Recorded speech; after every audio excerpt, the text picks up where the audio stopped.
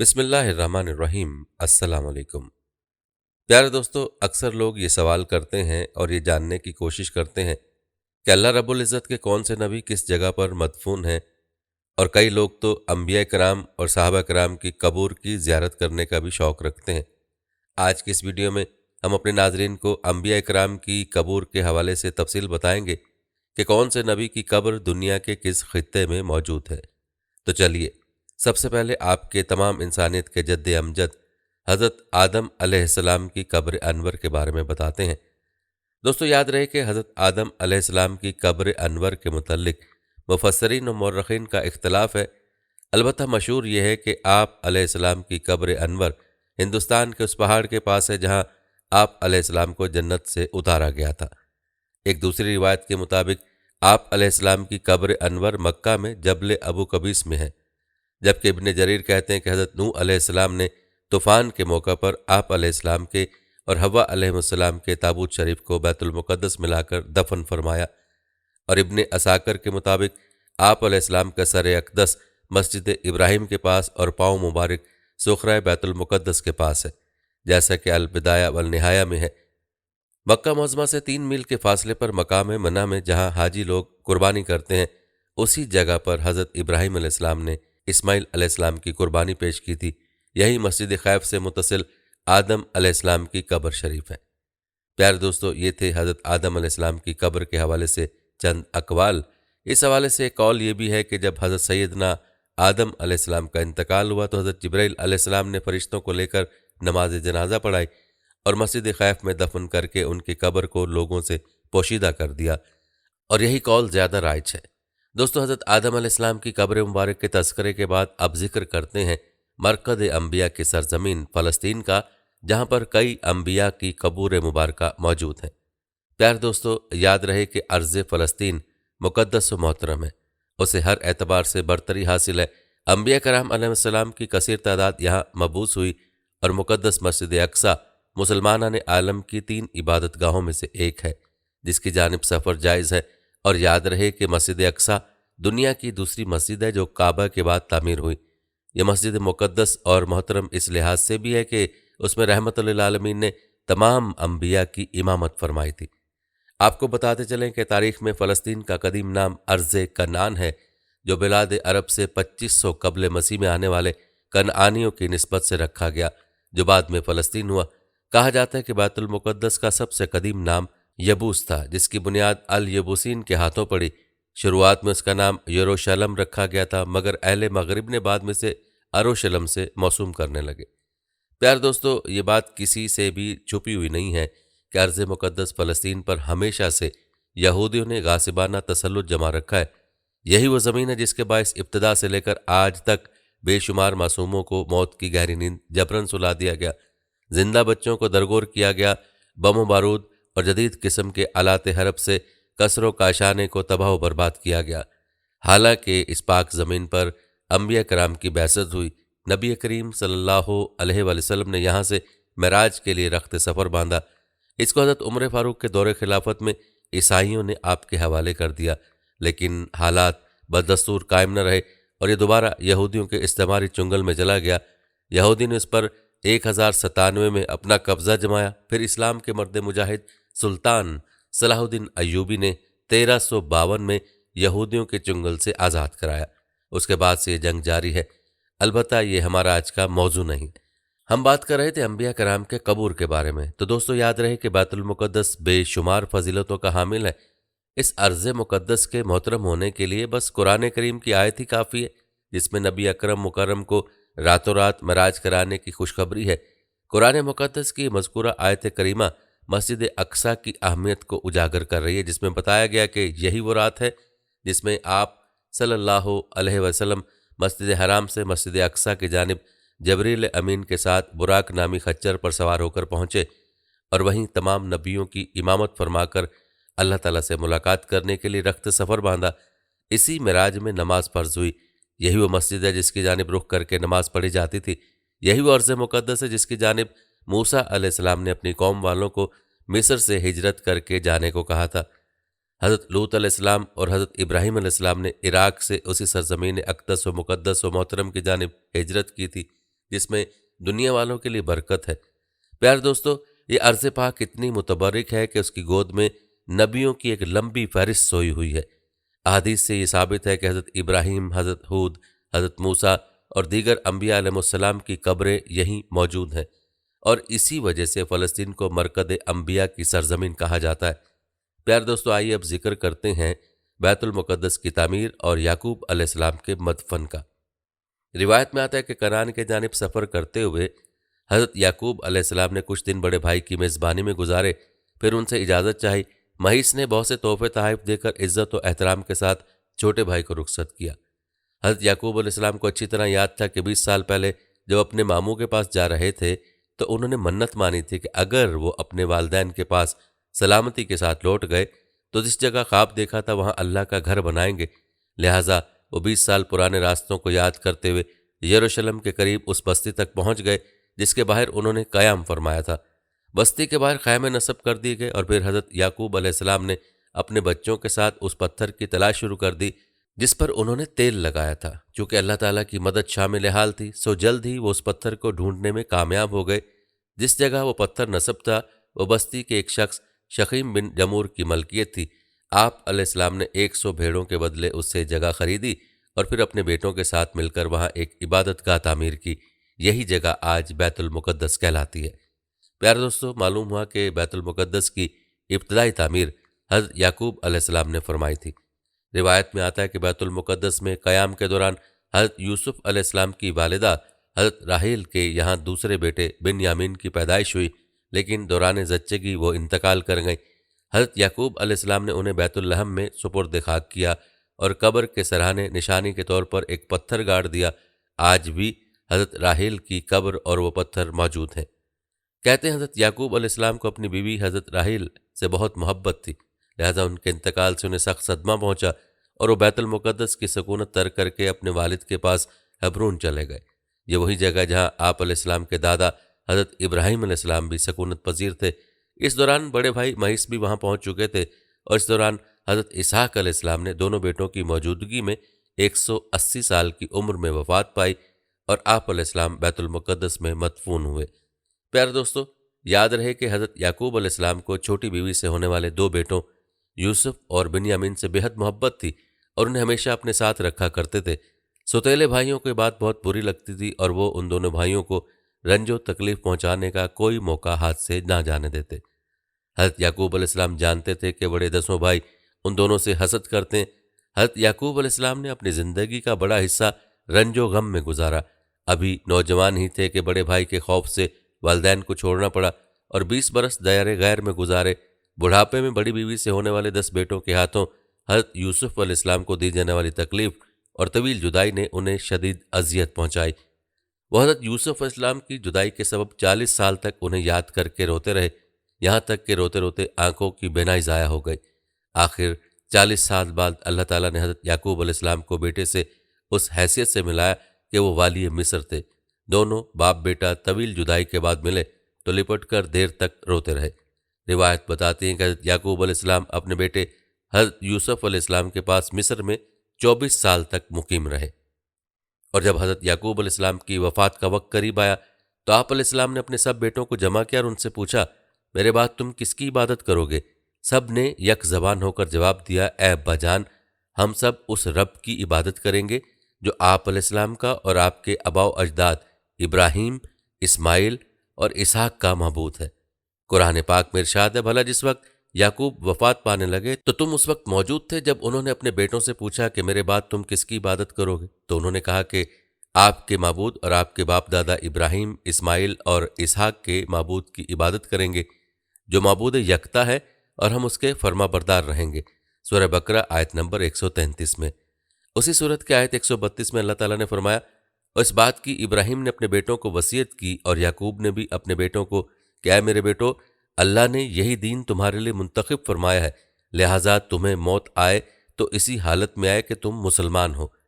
پیارے دوستو، جہاں تک بات ہے حضرت یعقوب علیہ السلام کی وفات کی، تو تفسیر قرطبی میں مذکور ہے کہ حضرت یعقوب علیہ السلام نے مصر میں 24 سال رہنے کے بعد وفات پائی اور وفات سے پہلے حضرت یوسف علیہ السلام کو وصیت فرمائی کہ میری میت میرے وطن بھجوا کر والد اسحاق علیہ السلام کے پاس دفن کیا جائے۔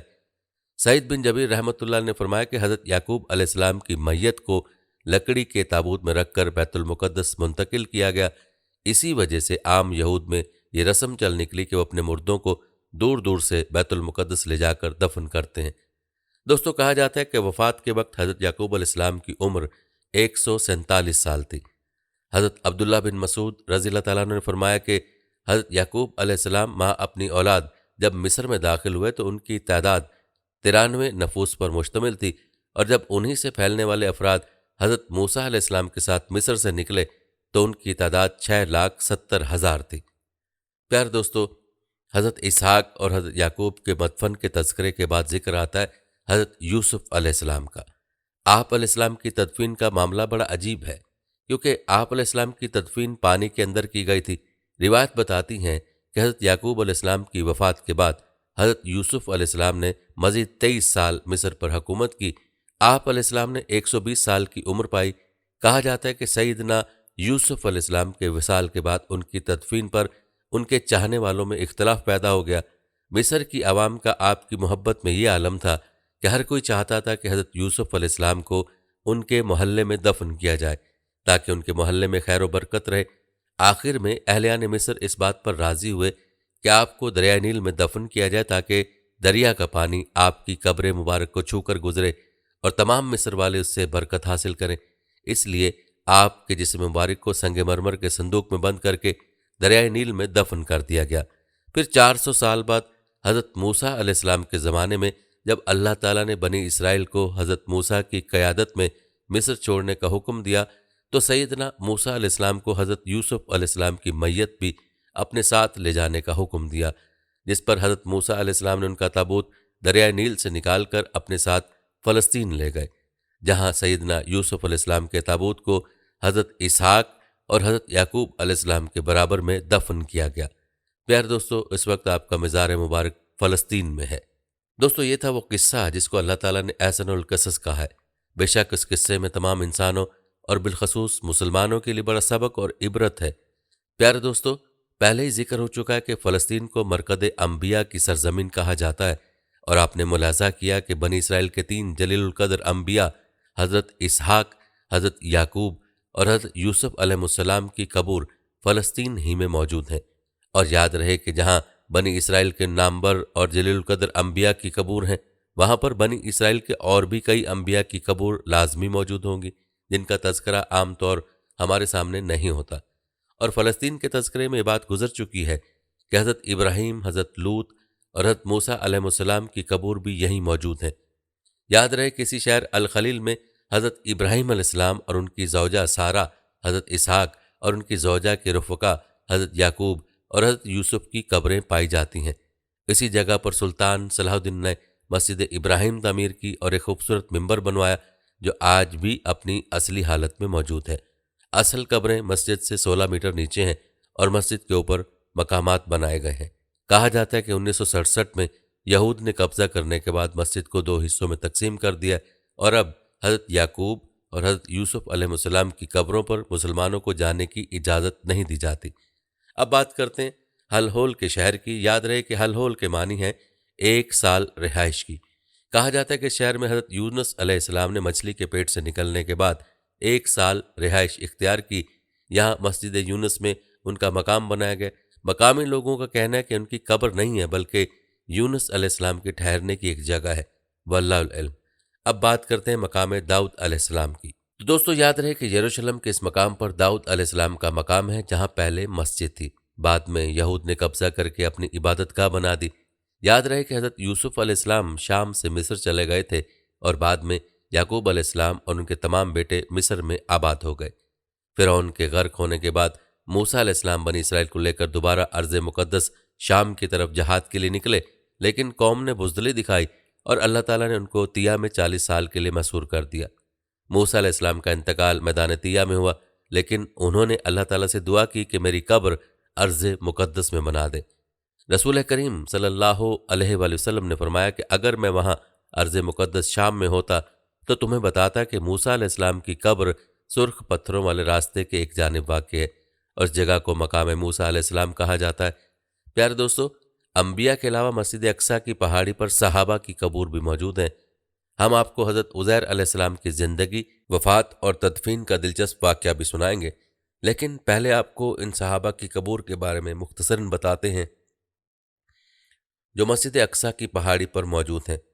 याद रहे कि मस्जिद अक्सा एक पहाड़ी पर वाक़ और इसी पहाड़ी के नशेबी हिस्से में मुसलमानों का मकबरा बाबुल रहमा पाया जाता है।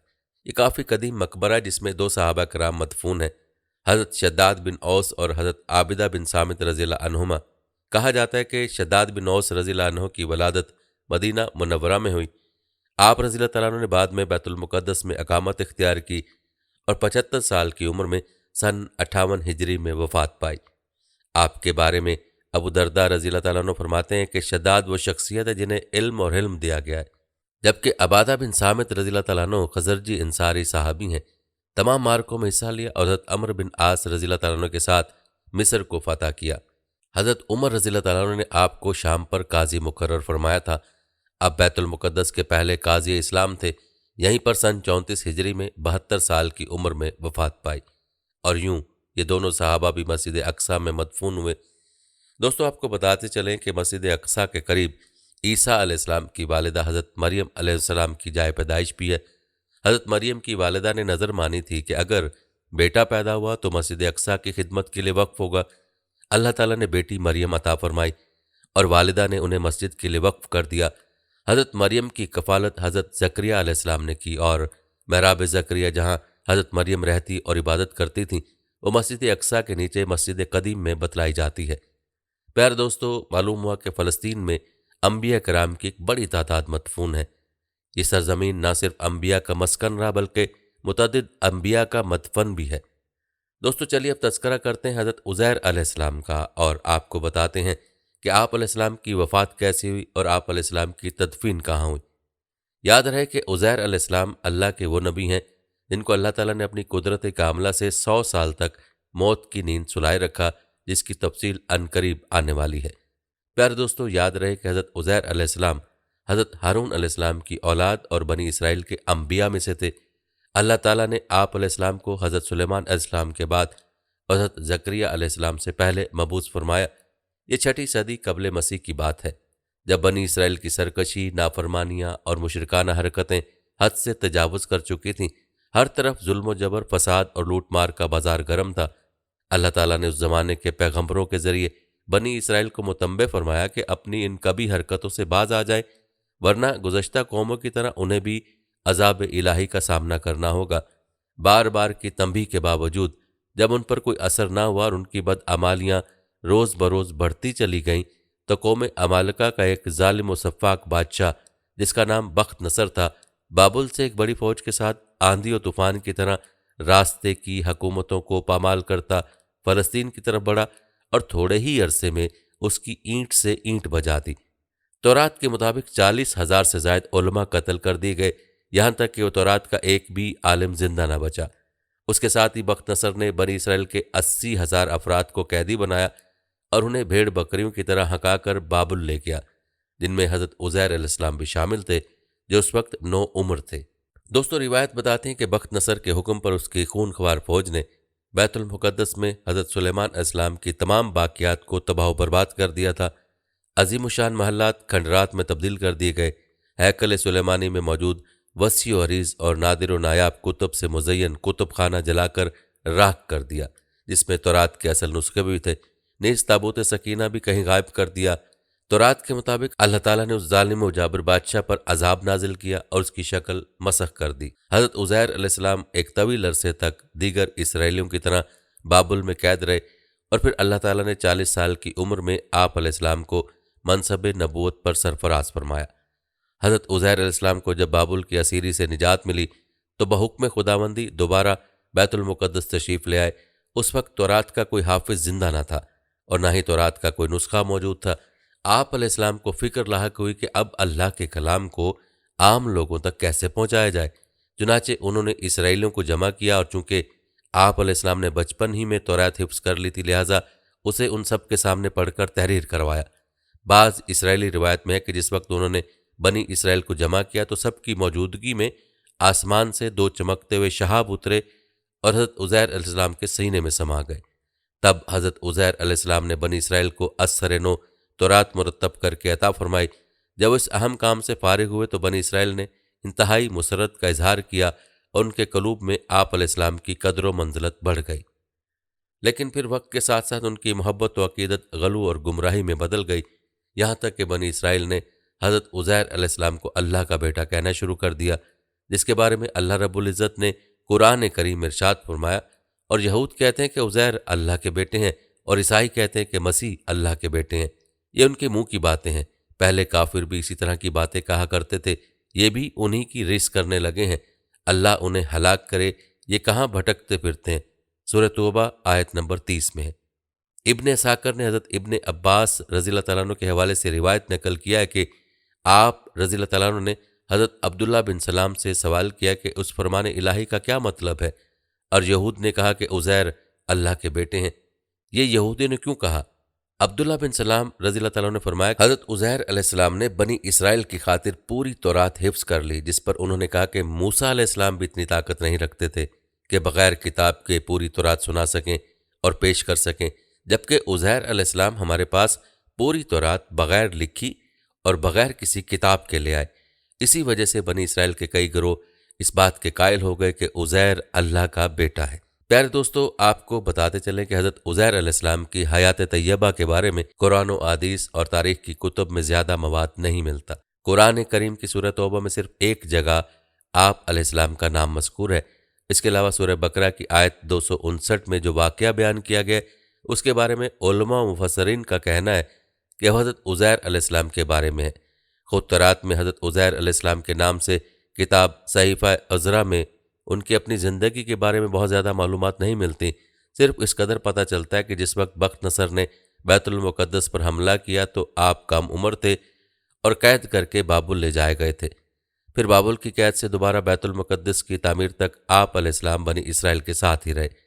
پیارے دوستو، قرآن کریم کی سورہ بقرہ میں ایک واقعہ یوں بیان ہوا ہے، اور پھر اس شخص کو دیکھو جس کا گزر اس بستی پر ہوا جو چھت کے بل اوندھی پڑی تھی۔ وہ کہنے لگا اس کی موت کے بعد اللہ تعالیٰ اسے کس طرح زندہ کرے گا؟ تو اللہ تعالیٰ نے اسے مار دیا 100 سال کے لیے۔ پھر اسے اٹھایا، پوچھا بتاؤ کتنی مدت پڑے رہے ہو؟ کہنے لگا ایک دن یا دن کا کچھ حصہ۔ فرمایا تم پر 100 سال اسی حالت میں گزر چکے ہیں، اب ذرا اپنے کھانے اور پانی کو دیکھو، یہ خراب تو نہیں ہوئے؟ اور اپنے گدھے کو بھی دیکھو، ہم تمہیں لوگوں کے لیے ایک نشانی بنا دینا چاہتے ہیں۔ پھر دیکھو کہ ہڈیوں کے اسپنجر پر ہم کس طرح گوشت پوست چڑھاتے ہیں۔ اس طرح جب حقیقت اس کے سامنے بالکل نمایاں ہو گئی تو اس نے کہا کہ میں جانتا ہوں کہ اللہ تعالیٰ ہر چیز پر قادر ہے۔ سورہ بقرہ میں ہے۔ دوستو، مفسرین فرماتے ہیں کہ اس آیت میں جس شخص کا ذکر ہے وہ حضرت عزیر علیہ السلام ہے۔ حضرت علی رضی اللہ تعالیٰ عنہ، حضرت عبداللہ بن عباس رضی اللہ تعالیٰ عنہ اور حضرت عبداللہ بن سلام کا رجحان بھی اسی جانب ہے کہ یہ واقعہ حضرت عزیر علیہ السلام سے متعلق ہے۔ مفسرین فرماتے ہیں کہ جب حضرت عزیر علیہ السلام کو بابل میں نصر بخت کی قید سے نجات ملی تو اللہ تعالیٰ نے انہیں حکم دیا کہ اب تم واپس بیت المقدس جاؤ، ہم اس کو دوبارہ آباد کریں گے اور ایک خوبصورت اور پر رونق شہر بنائیں گے۔ چنانچہ وہ جب وہاں پہنچے اور شہر کو تباہ و برباد اور کھنڈر پایا تو حیرت اور تعجب کے ساتھ بے اختیار ان کے منہ سے نکلا، اس مردہ بستی کو کیسے زندگی ملے گی؟ اللہ جل شانہ کو یہ بات پسند نہیں آئی۔ اس کے بعد ان کی موت کی نیند کا واقعہ پیش آیا۔ پھر جب وہ دوبارہ زندہ کیے گئے تو بیت المقدس یعنی یروشلم ایک آباد اور پر رونق شہر تھا۔ پیارے دوستو، حضرت عزیر علیہ السلام بڑے دانا نیک انسان تھے۔ ایک دن اپنی زمین کی طرف نکلے، واپسی میں ایک ویران عمارت میں ٹھہر گئے۔ کیونکہ گرمی سخت تھی، آپ علیہ السلام اپنے گدھے سے اتر کر عمارت میں داخل ہوئے۔ آپ علیہ السلام کے ساتھ کھانے کے 2 ٹوکرے تھے، ایک ٹوکرے میں انجیر اور دوسرے میں انگور تھے۔ آپ علیہ السلام نے اپنے ساتھ موجود پیالہ نکالا، اس میں انگور نچوڑے، پھر خشک روٹی نکالی اور اسے مشروب میں ڈال دیا تاکہ کچھ نرم اور میٹھی ہو جائے تو کھا لیں۔ پھر آپ علیہ السلام تھوڑی دیر کے لیے لیٹ گئے۔ نظریں عمارت کی ویران چھت کی طرف اٹھیں تو دیکھا کہ عمارت اپنے عرشے پر کھڑی ہے، اس کے رہنے والے مر کھپ چکے ہیں، جن کی بوسیدہ ہڈیاں بکھری پڑی ہیں۔ تو آپ علیہ السلام کی زبان سے بے ساختہ نکلا، اللہ کیسے ان کو موت کے بعد زندہ فرمائے گا؟ آپ علیہ السلام کو شک نہیں تھا کہ اللہ ان کو زندہ نہ فرمائے گا، بلکہ اس کی طریق و کیفیت پر تعجب کرتے ہوئے فرمایا تھا۔ پھر اللہ عز و جل نے حضرت جبرائیل علیہ السلام کو ان کے پاس بھیجا، جنہوں نے حضرت عزیر علیہ السلام کی روح قبض کر لی اور پھر 100 سال تک اللہ نے ان کو یوں ہی موت کی نیند سلائے رکھا۔ اس دوران بنی اسرائیل میں بہت سے واقعات و حادثات رونما ہوئے اور بیت المقدس پھر آباد ہو کر پر رونق شہر بن گیا۔ پھر اللہ تعالیٰ نے آپ علیہ السلام میں روح پھونک دی۔ آپ علیہ السلام زندہ ہو کر بیٹھ گئے تو فرشتے نے پوچھا، آپ یہاں کتنی مدت رہے؟ جواب دیا، 1 دن یا دن کا کچھ حصہ۔ پیارے دوستو، کہتے ہیں کہ آپ علیہ السلام دن کے شروع میں آرام فرما ہوئے تھے اور اس وقت غروب آفتاب کا وقت تھا، اس لیے آپ نے یہ جواب دیا۔ فرشتے نے کہا نہیں، بلکہ آپ علیہ السلام 100 برس تک اسی حالت میں رہے ہیں۔ آپ علیہ السلام اپنا کھانا پانی دیکھیے، اپنے کھانے پانی کو دیکھیے جو بدلا تک نہیں۔ سورہ بقرہ آیت نمبر 259 میں۔ جب حضرت عزیر علیہ السلام نے اپنے کھانے کی طرف نظر ڈالی تو انگور کا شیرہ اور خشک روٹی اپنی اسی حالت میں تھی، دونوں میں کوئی تغیر پیدا نہیں ہوا تھا۔ اسی طرح انجیر اور انگور بھی اسی طرح تر و تازہ تھے۔ پھر آپ علیہ السلام کے دل میں بتائی گئی مدت کے بارے میں انکار کا خیال پیدا ہوا تو فرشتے نے کہا، آپ میری بتائی ہوئی مدت کو بعید اور غلط سمجھ رہے ہیں تو پھر ذرا اپنے گدھے کی طرف تو دیکھیے۔ جب حضرت عزیر علیہ السلام نے گدھے کی طرف دیکھا تو حیران رہ گئے، کیونکہ اس کی ہڈیاں گل سڑ کر بوسیدہ ہو چکی تھیں۔ فرشتے نے ہڈیوں کو حکم دیا تو ہڈیاں ہر طرف سے اکٹھی ہو کر ایک جگہ جمع ہوئیں اور پھر جڑ کر ڈھانچہ بن گئی۔ حضرت عزیر علیہ السلام حیران ہو کر اللہ کی قدرت کا نظارہ دیکھ رہے تھے۔ پھر اس ڈھانچے پر رگیں چڑھیں، پٹھے بنے، گوشت چڑھا، پھر ان پر کھال اور بال آ گئے۔ پھر فرشتے نے اس میں پھونک ماری تو گدھا آسمان کی طرف اپنا سر اور کان اٹھائے آوازیں نکالتا کھڑا ہو گیا۔ جب حضرت عزیر علیہ السلام نے قدرت الہی کی یہ نشانیں دیکھیں اور شہر کو پہلے سے زیادہ بارونق پایا تو بول اٹھے کہ میں یقین کرتا ہوں کہ اللہ ہر چیز پر قادر ہے۔ دوستو، روایت بتاتے ہیں کہ پھر آپ علیہ السلام اپنے گدھے پر سوار ہو کر اپنے محلے میں تشریف لائے تو لوگوں نے آپ کو نہیں پہچانا۔ آپ علیہ السلام اپنا گھر بھی بھول چکے تھے۔ ڈھونڈتے ڈھونڈتے اپنے گھر پہنچے تو وہاں ایک نابینا اور اپاہج بڑھیا کو بیٹھے پایا، جس کی عمر تقریباً 120 سال تھی۔ وہ وہاں کے رہائشیوں کی والدہ تھیں۔ جس وقت آپ علیہ السلام گھر سے نکلے تھے اس وقت وہ 20 سال کی جوان لڑکی تھی اور آپ علیہ السلام سے خوب اچھی طرح واقف تھی۔ حضرت عزیر علیہ السلام نے اس بڑھیا سے پوچھا کہ کیا یہ عزیر کا گھر ہے؟ تو بڑھیا نے حیران ہو کر کہا جی ہاں۔ پھر بڑھیا کی آنکھوں سے آنسو جاری ہو کر بولی، میں نے ایک عرصے سے کسی کے منہ سے عزیر کا ذکر نہیں سنا، اب تو لوگ بھی ان کو بھول چکے ہیں۔ اس پر حضرت عزیر علیہ السلام نے فرمایا، میں ہی عزیر ہوں، اللہ نے مجھے 100 سال تک موت کی نیند سلا دیا تھا اور اب مجھے اٹھایا ہے۔ بڑھیا نے کہا سبحان اللہ، بے شک عزیر کو ہم سے بچھڑے 100 سال ہو چکے ہیں اور کسی سے ان کے متعلق ہم نے کچھ سنا بھی نہیں، لیکن آپ علیہ السلام کیسے عزیر ہو سکتے ہیں؟ عزیر تو مستجاب الدعوات تھے، وہ جس مریض کی یا مصیبت زدہ کے لیے دعا کرتے تو فوراً ٹھیک ہو جاتا تھا۔ لہٰذا اگر آپ علیہ السلام دعا کریں کہ اللہ مجھے بصارت لوٹا دے تو میں آپ علیہ السلام کو دیکھ کر بتاؤں گی کہ آپ علیہ السلام عزیر ہے یا نہیں۔ حضرت عزیر علیہ السلام نے دعا کی اور اپنے دستے مبارک کو اس کی آنکھوں پر پھیرا تو اس کی بصارت بحال ہو گئی۔ چونکہ وہ اپاہج بھی تھی اس لیے آپ علیہ السلام نے بڑھیا کا ہاتھ پکڑا اور فرمایا اللہ کے حکم سے کھڑی ہو جا، تو اللہ نے اس کی ٹانگیں بھی درست فرما دیں۔ بڑھیا نے آپ علیہ السلام کو دیکھا تو پکار اٹھی، میں گواہی دیتی ہوں کہ آپ ہی عزیر ہیں۔ پھر بڑھیا ان کو لے کر بنی اسرائیل کے محلے میں ان کے عزیزوں کے گھر پہنچی۔ وہاں حضرت عزیر کا ایک بیٹا بھی موجود تھا جس کی عمر 118 سال تھی، جبکہ ان کے پوتے بھی قبیلے کے بڑے بزرگ اور سردار تھے۔ بڑھیا نے ان سب کو آواز دی اور بولی، یہ عزیر ہیں، اللہ نے ان کو 100 سال کے لیے موت کی نیند سلا دیا تھا، یہ اب اللہ کے حکم سے اٹھے ہیں اور تم سے ملنے آئے ہیں۔ لوگوں نے پہلے تو یقین نہیں کیا، لیکن جب اس نے اپنی بینائی آنے اور ہاتھ پاؤں ٹھیک ہونے کے بارے میں بتایا تو سب حیران رہ گئے۔ ان کے بیٹے نے کہا میرے والد کے دونوں شانوں کے درمیان ایک سیاہ نشان تھا۔ آپ علیہ السلام نے اپنے شانوں کو کھولا تو وہ نشان موجود تھا۔